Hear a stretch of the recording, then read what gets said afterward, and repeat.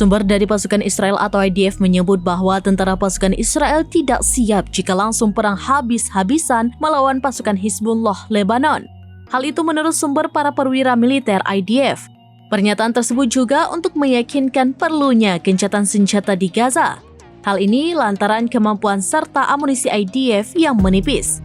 Sikap para pejabat tinggi IDF itu dilaporkan telah menciptakan keretakan antara militer dan Perdana Menteri Israel Benjamin Netanyahu yang menentang gencatan senjata.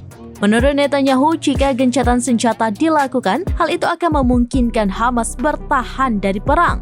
Para jenderal IDF percaya gencatan senjata adalah cara terbaik untuk menjamin pembebasan sekitar 120 warga Israel yang masih bertahan di Gaza, baik yang masih hidup maupun yang sudah meninggal.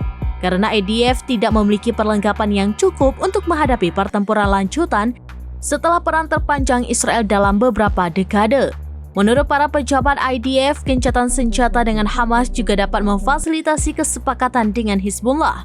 Eyal Hulata yang menjabat sebagai penasihat keamanan nasional Israel hingga awal tahun lalu secara rutin berbicara dengan pejabat senior militer.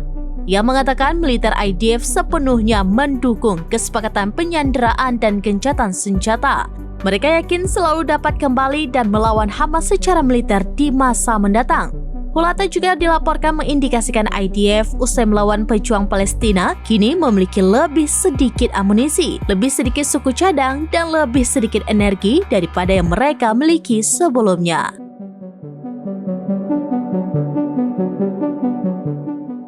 Download Tribun X sekarang, menghadirkan lokal menjadi Indonesia.